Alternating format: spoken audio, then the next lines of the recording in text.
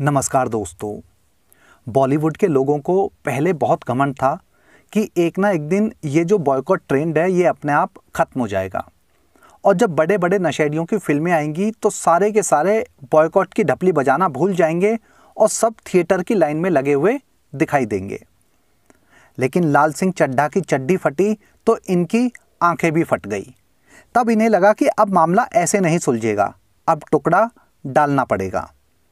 5 साल के बाद बूढ़ा एक्टर यंग लौंडा बन के वापसी कर रहा है तो 2, 4, 5 या 10 करोड़ अगर चंदा देवी को दे भी दो तो इन लोगों पर क्या फ़र्क पड़ता है? कोई फ़र्क नहीं पड़ता। लेकिन लाल सिंह चड्ढा और अब पठान के समय एक बात कॉमन है।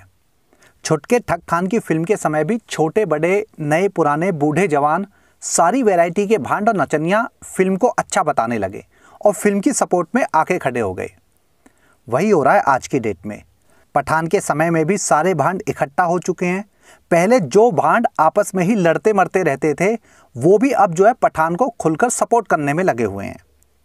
आपने कभी सुनसान गली मोहल्ले में देखा होगा जब 4-6 कुत्ते एक साथ होते हैं तो वो एक दूसरे पर भौंक रहे होते हैं और एक दूसरे के साथ में मरने मारने को उतारू रहते हैं।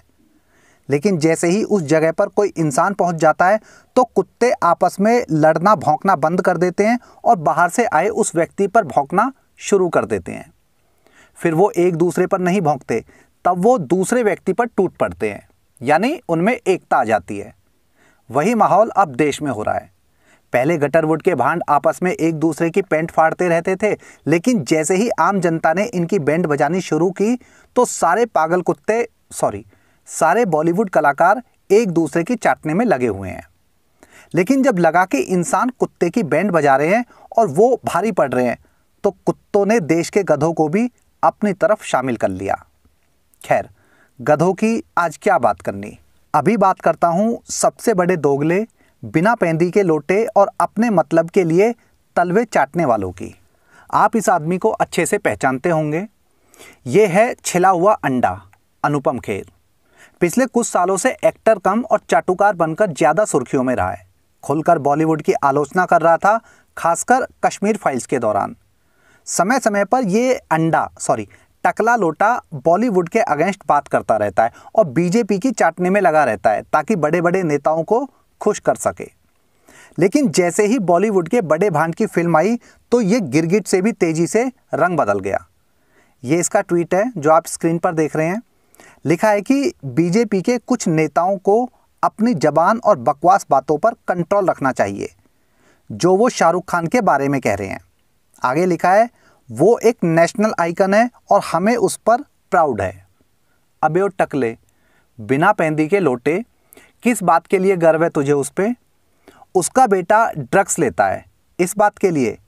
उसकी वाइफ, अय्याश नशेड़ी वाइफ, 2 बार ड्रग्स के आरोप में एयरपोर्ट पर पकड़ी जा चुकी है, इस बात का गर्व है? ये खुद अपनी पार्टियों में खुलेआम सफ़ेद पुड़िया यूज करता है, दूसरों को कराता है, इस बात का गर्व है? हटाओ इस छिले हुए अंडे को। अब इसको देखो, इसका नाम है अशोक पंडित। ये भी फिल्म मेकर है। कुछ सालों से प्योर हिंदूवादी बनने का नाटक कर रहा है, लेकिन हकले के टाइम पर बंदे ने इतनी स्पीड से रंग बदला है कि इतनी जल्दी तो राखी सावंत के नाटक भी मीडिया में नहीं आते। हटाओ इसे भी। अब ये देखो, चिकनी चमेली, नाम तो पता ही होगा।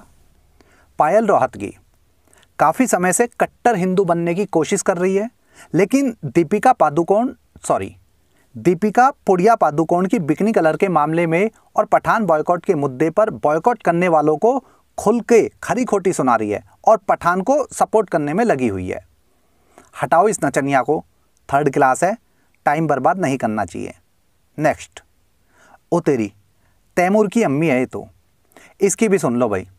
इसने भी पठान विवाद पर अपनी टांग घुसाई है और थोड़ा सा गोबर किया है।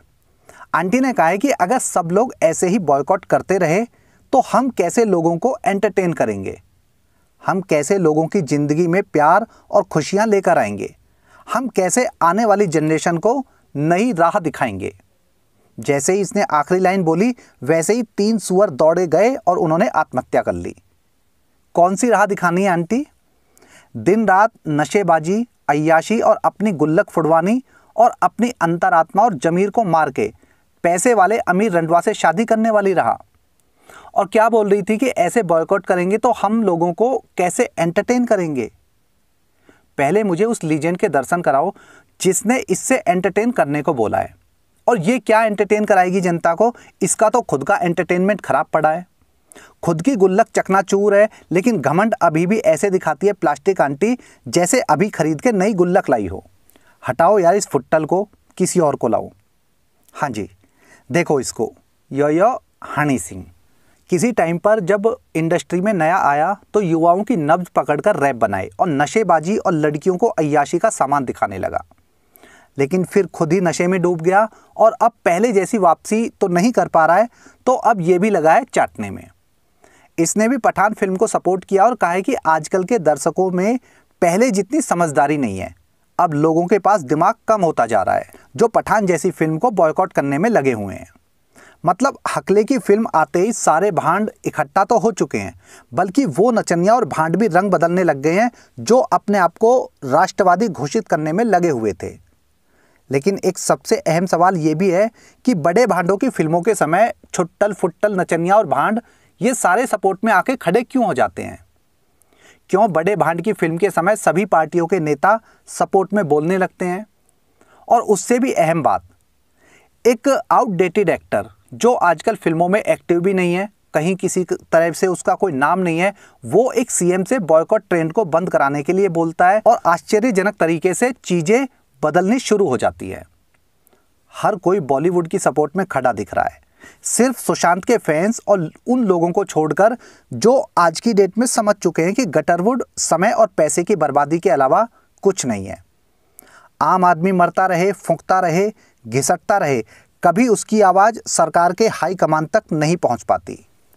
लेकिन एक अमीर पैसे वाला भांड कहता है कि इस ट्रेंड को बंद कराओ, तो सारे के सारे उसकी सपोर्ट में खड़े हो जाते हैं।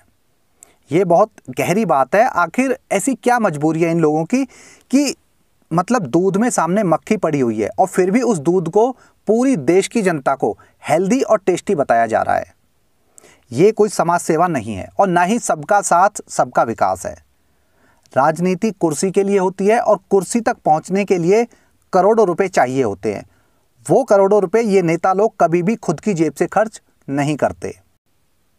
लेकिन अंत में सिर्फ इतना ही कहूँगा कि जो ये सोचते हैं कि राजनीति गंदगी साफ करेगी, तो ठंडे ठंडे पानी में 4 डुबकी लगा लो।